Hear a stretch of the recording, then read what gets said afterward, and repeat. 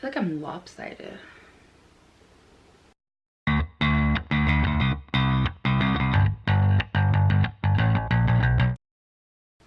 Hey y'all. Today I want to talk a little bit about mental health. So for those of you who don't know, I work at a children's mental health clinic in the role of peer support specialist. And what that means is that I use my experiences with mental health challenges to help give extra support to some of the kids who go to our clinic. I don't meet with every kid there, but some kids just need a little extra boost. Part of my job is to tell my story. And that doesn't mean tell my whole life, but it does mean to share about my mental health journey, how I cope and manage with mental health every day, what I've done in the past. This helps the clients relate more, and it also actually helps me process a lot of stuff. I have been to a therapist before, but this is actually really helpful. When I was 19, I was in college. I was away from home. I was only like 40 miles away, but it still felt far. I lived on campus and our school was on a hill. So if you weren't very mobile, it was really hard to get around. And I did fine. I was better at walking back then. I am much worse at walking now. But one day it was raining and I tripped on a leaf. That is something that I think only I can do, but it happened and I fell down some cement steps and I wound up breaking my ankle. This isolated me a lot because I couldn't go up and down the hill. I needed help from security to get to my classes. I couldn't go out with my friends when they left campus because I couldn't walk. All this isolation led to a very deep depression, although I didn't know what it was at the time.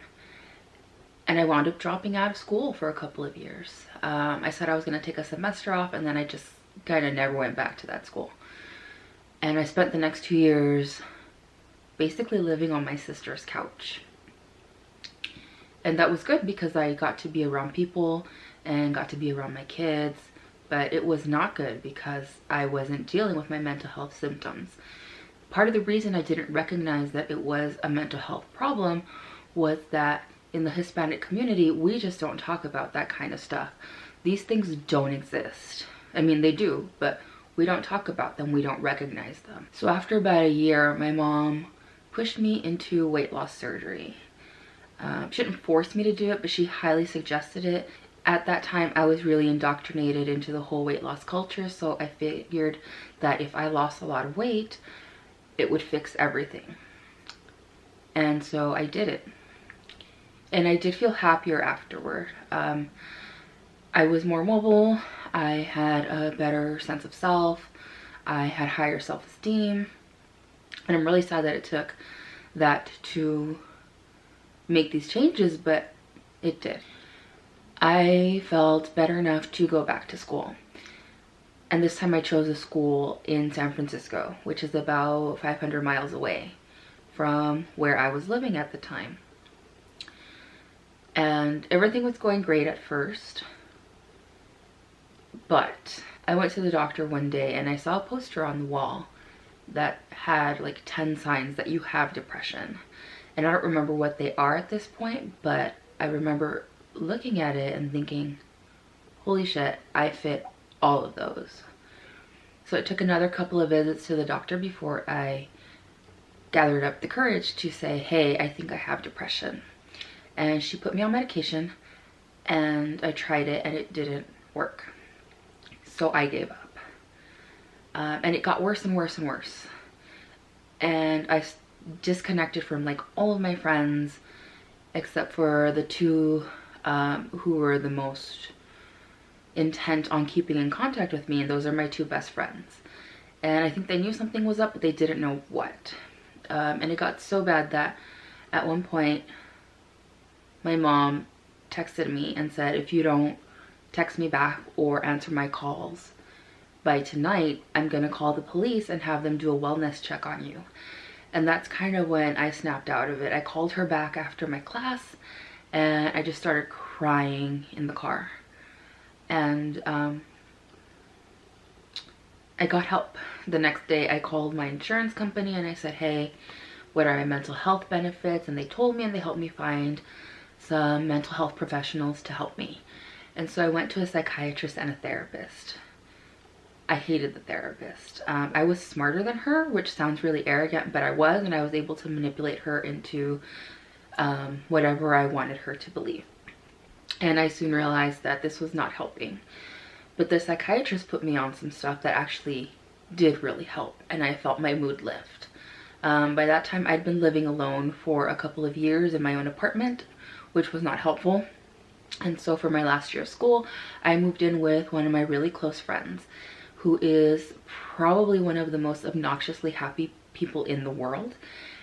And normally that would annoy the hell out of me, but it actually was really helpful. He had a lot to do with starting my recovery process at that time. And we're not really friends anymore, which makes me sad, but at that time he was super helpful. He made me leave the house. He was happy, so I was happy. He played music for me because he was a musician. It was a good time. Then I moved back downstate. Everything was good for a while. I was interning in my field and working on music videos and shooting for people. I'm gonna add here that I went to film school. So things were going good. And then I don't know what happened. I think just being back at home kind of brought back the depression. And so I started seeing a psychiatrist and a therapist, but then I lost my insurance. So I was kind of back to square one. I couldn't get help until open enrollment, so I had to wait a few months before I could enroll in healthcare because of the way healthcare works in this country. And so after I enrolled, I still had to wait a couple of months for it to kick in. Once it did, I went back and found a new therapist and psychiatrist who helped me a lot. And this psychiatrist on the first visit gave me a questionnaire to fill out. And I filled it out. And some of the questions were about, was I engaging in risk-taking behaviors? Or did I feel periods of super happiness or excitement? Was I doing over shopping? Was I doing other things, you know? And I was checking off this checklist. And when I got in to speak with her, she's like, I think you're bipolar. I was like, what? Bipolar? What is this thing? And she explained to me that it means sometimes you're really up, and that doesn't mean necessarily happy, but it means things like, for me at least, oversharing and engaging in risky sexual behaviors and overeating and all of that kind of stuff. And when I'm down, I'm really depressed. My official diagnosis was bipolar 2, which was more toward the depressive and less towards the mania. And looking back, that made a whole lot of sense for the past few years at that point. And so the secondary diagnosis was general anxiety disorder. And that also made a lot of sense. And looking back at my life, I think I had that anxiety from the time that I was a small child. And there were a lot of times in high school that I wound up in the emergency room because I thought it was my breathing, but looking back, it was anxiety attacks. Sometimes it was my breathing, but most of the time it was anxiety attacks. And so she got me stabilized. After finding out this diagnosis, I was able to start the job hunt because I'd been unemployed for about a year and a half. That was part of what led me to this horrible depression because I felt useless. And so my niece at that time had started working at a mental health clinic as a peer support specialist. And she called me one day and she was like, Danitza, you would be great at this. And I said, well, find me a job. Within the hour, she had found a job opening and sent me the link to apply, and I did. And then I didn't get a call for a long time. And that was in January, and I think I finally got the call in like May or even June. I think it was June because I started in July. That doesn't mean that I'm cured. I'm not. But it did mean that I was helping other people who had similar challenges to me. And have been a couple of kids who've been like, I thought because of my mental health, I was going to be unemployed for my whole life and not be able to do things. And they said that seeing me being successful, holding down a job, being a professional, gave them hope. The fact that I had gone to college had given them hope. And that felt really good. But then this past year in 2019, my health went downhill. My asthma was really bad and nobody could figure out what was happening. I was put on medical leave twice. And that really contributed to me being depressed again. And at the same time, I wasn't taking my medication because I was on so much medication for the asthma that adding onto it was just overwhelming for me. And so I was very spotty with my medication. And I felt myself going down. And I think that's a big part why I broke up with my boyfriend too, because I couldn't handle everything that was going on. And it's kind of sad, but also I think it was for the best. So I went back to my doctor and I was like, hey, we got to figure something out. And so we made some changes in my medication and it's been a lot better, especially now that I'm more consistent. One of my goals for the first part of the year is to be more consistent, to get back into the habit of taking my medication. So I'm lucky in that I never went through any kind of self-harm thoughts or suicidal thoughts or any of that. My depression was more like, I wish I had never existed, not I wish I were dead. So I'm thankful for that because I've seen other people who experience that and it's really tough. So that's kind of my mental health journey so far. I'm leaving out a lot of the details because I don't want to get back in that mindset. The first time I had to share my story in training was really difficult and I just sobbed the whole time. It's gotten easier because I've told different parts of my story so many times at this point that I'm kind of dead to it. Like inside, my emotions don't come out as much anymore when I'm talking about my mental health. I would fully encourage anybody who thinks they're having mental illness symptoms or mental health challenges to seek help.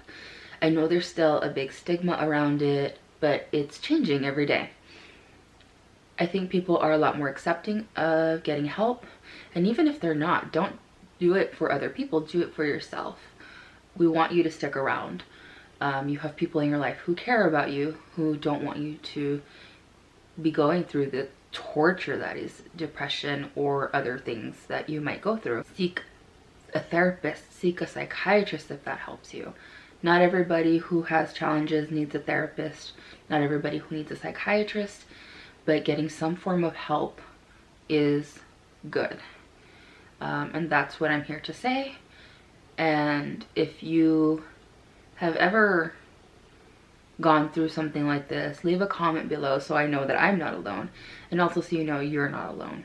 This is part of a two-part series. The next video, which I'm gonna film in just a few minutes, we'll be talking about how I cope with my mental health symptoms on a daily basis, on a regular basis. So if you're interested, click subscribe so you get the notification next week when I release that video. Give me a thumbs up if you liked it or if you connected in any way, and I will see you another time.